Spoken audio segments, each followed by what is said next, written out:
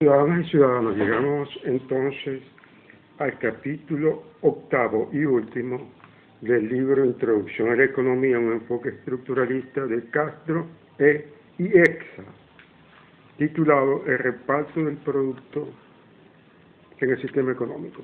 Comenzamos este libro hablando sobre qué era el sistema económico, con interrelaciones de procesos de producción que finalizan en el mercado, donde hay un input que son salarios, son trabajo, propiedad, tierra. Se combinan estos factores, sale un producto, ese producto va al mercado, ¿no? Hay una circulación allí, entonces las personas van al mercado porque reciben los trabajadores salarios, los empresarios sus ganancias y los dueños de la tierra su renta, ¿no? En forma muy sintética. También vimos que este sistema económico está en interrelación con el exterior, no hay economía autárquica y que el Estado interviene en el proceso económico, ¿no? También nos paseamos sobre el sistema monetario financiero, cómo apareció el dinero, la banca comercial, la banca pública y el Banco Central, muy venido a menos en el caso de Venezuela, y todo esto, cómo en sí se efectuaba la producción en lo que llamamos la unidad productora. Y llegamos entonces al reparto del producto en el sistema económico, que es ya el último capítulo de este libro tan acucioso, ¿no? Un aporte de estos economistas de antigua CEPAR. Entonces, fíjense, ¿no? Tenemos que el ingreso generado por el sistema en operación y que tiene por destino determinados estratos sociales, grupos de altos, medios y bajos ingresos, ¿no? Ahí se da un proceso, ¿no? Hay una distribución funcional del ingreso por el cual se registra y analiza las proporciones en que se presentan los ingresos que corresponden al trabajo, a la propiedad del capital y los recursos. El reparto personal, entonces se estudia la distribución del ingreso por personas o familias integrantes de diversos estratos sociales y la distribución del producto, o sea, el examen de la apropiación final de los bienes y servicios por capas sociales de poder adquisitivo diferenciado, ¿no? Entonces tenemos después algunas situaciones que nos dicen estos autores. Por ejemplo, nos referimos a ciertas características de estructura que se prestan incluso a la individuación de los diversos sistemas y que tienen patente ascendente sobre el destino de los ingresos generados, dotación relativa a los factores de tecnología y estructura de la propiedad de la tierra y del capital. Así, amigo, para no ahondar mucho en esto, decir, a las características originarias que puedan ser consideradas parámetros de análisis repartitivo, se agrega un aspecto fundamental a la constitución del aparato productivo, las formas tecnológicas dominantes. No olvidemos nunca, lo que diferencia una sociedad de otra no es lo que produce, sino cómo lo produce, ¿no? Y vemos entonces que, como se verá más adelante, siempre y cuando sobrevivan unidades económicas en las cuales se mantenga indiferenciada la figura del trabajador y del propietario de activos en actividades artesanales, agrícolas, familiares, se verifica la ocurrencia de un género llamado mixto de remuneración, en el cual no se distingue entre ingresos debido al trabajo y a la propiedad. Esto todavía subsiste en algunas áreas rurales e incluso aquí mismo en la ciudad, ¿no? El individuo que monta una empresa familiar, entonces no se diferencia entre el salario en sí, que debería recibir cada uno de los componentes de la unidad familiar, y el patrón, que generalmente es el padre de familia. Pero la tendencia es que se debe ir hacia una economía donde verdaderamente la empresa desfigure esto en el buen sentido de la palabra. Usted trabaja, su salario. Usted invierte, su ganancia, ¿no? Así, las posibilidades de absorción de las reservas de factores están dictadas no solamente por sus existencias relativas, sino por las formas típicas de combinación, dependiendo de los factores institucionales y tecnológicos.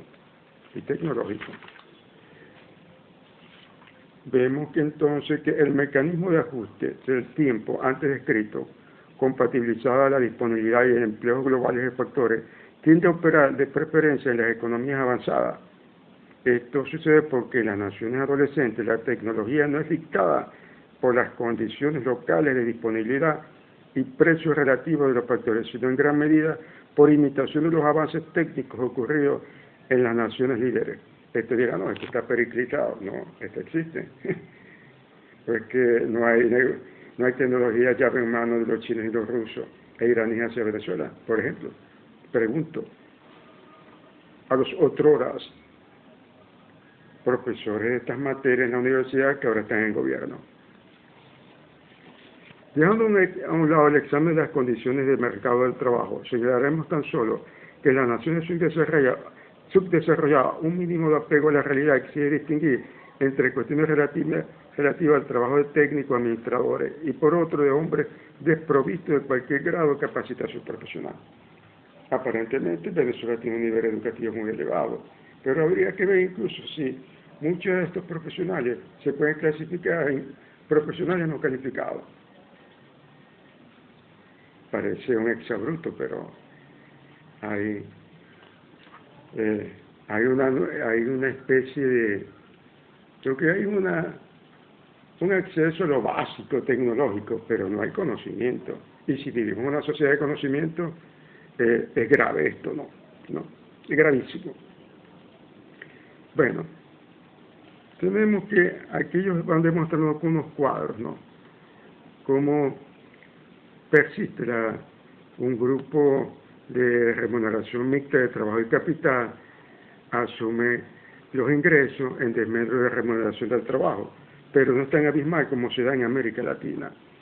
Por ejemplo, en México, la participación del trabajo es 51, el ingreso del activo 48. Habría que ver en esta época, socialista humanista venezolana, chavista madurista, ¿cómo está esta distribución? O en síntesis, la distribución capital-trabajo, ¿no? Cuidado si nos quedamos asombrados de lo que está sucediendo, ¿no? Fíjense, ¿no?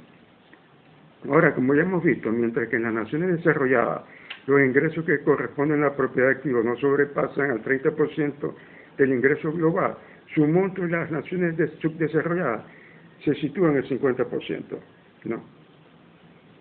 Así que la clase B, la clase baja, sus ingresos es gastado en alimentos, alquiler. En cambio, el sector A en lujos, alimentos balanceados, tecnología y un colchón que es el sector medio, que aquí en Venezuela se había ampliado durante la llamada Cuarta República y ahora se ha venido a menos. Y la clase media que tenía toda una tipología, una característica, muchos han optado por irse, porque de allí viene también, de allí procede los técnicos, los profesionales, los médicos, los técnicos medios, los ingenieros, etcétera. Fundamentalmente, este estrato medio, nivel de empleo o colocación obtenido, refleja un grado elevado de adiestramiento. En cambio, no sucede con el estrato B. Sin profundizar el examen de esta cuestión, añadimos que su configuración varía en intensidad y naturaleza entre las naciones. En las naciones maduras se registran fenómenos tales como áreas deprimidas y de actividades transformadas en obsoletas. Entre los sistemas subdesarrollados, tal problemática se presenta a veces a tal punto acentuada que lleva a la caracterización de una dualidad, por la cual se distingue una región dinámica de elevada productividad media y otras características de avances económicos social, mientras las demás permanecen estancadas, arcaicas, apenas tangenciadas por la evolución de los centros dinámicos. Bueno, Para muestra un botón, la paja petrolífera del Orinoco. Se observa que aún seleccionando economías desarrolladas caracterizadas por el fenómeno de desarrollo espacial desequilibrado, se hace evidente la confrontación, la mayor gravedad de las disparidades regionales entre los subdesarrollados, los países subdesarrollados. El Estado trata esto de frenarlo a través de impuestos, transferencias, ¿no? Pero el reparto, una vez desobligado de los tributos directos, los individuos y las familias disponen de una suma de ingresos que llevada al mercado les permite apropiarse de ciertos volúmenes de bienes y servicios, ¿no? Pero ahí está el problema, quienes consumen. Ahorita hay una caída de la demanda del estrato B y el estrato intermedio, profundamente, ¿no? Sin embargo, cuando se verifica tan solo la adquisición de propiedades ya existentes, funciona un mero mecanismo acumulativo concentrador de ingresos. De lo anterior concluimos que la consideración del monto ahorrado y de sus implicaciones constituye el primer paso en el sentido de un análisis temporal de reparto de ingresos por individuos y grupos. Fíjense que en el caso de Brasil, los obreros y hombres de campo, los gastos en los servicios son en alimentación, en cambio el estrato alto son, como habíamos apuntado, alto lujo, artículos de tocador, viajes internacionales, revelan el poder adquisitivo de los grupos opulentos, ¿no? En cambio, el sector medio tiene un consumo de bienes y servicios característico de un patrón promedio de bienestar, ¿no? Esto se ha venido muy ameno, ¿no? Y aquí coloco unos cuadros en los cuales se demuestra que, por ejemplo, en América Latina, el consumo del estrato inferior, el consumo total, por ejemplo, de 13.000 millones de dólares, 35.000, 20.000, 9.000 se van en comida, manufactura 1.700, bienes no durables 1.700, durables 0. Esto está más grave porque póngase a ver los sectores populares y medios cómo renuevan o cómo compran una nueva, vaya redundancia, lavadora, cocina, muebles, aires acondicionados, incluso con los que tienen mayor tecnología, se hace cuesta arriba. Así, señores, que este libro nos dio un buen paseo y se demuestra que la economía no es cuento, la economía es real, y en la economía se visualiza las contradicciones en una sociedad, que en otras palabras la contradicción capital de trabajo.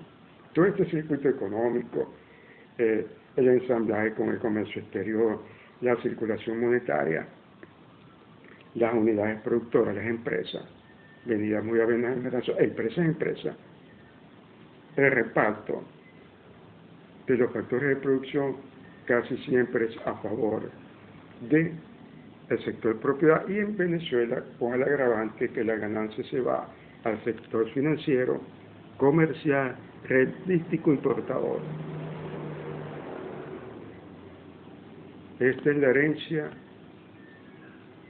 de 22 años, agravado, ¿no? Porque sí existían elementos en la cuarta, pero ahora agravadísimo en los tiempos de revolución, del nieto de Maíz Santa y del ciudadano a todas luces, el extranjero de Miraflores. Muchas gracias y después seguiremos analizando otros libros de economía.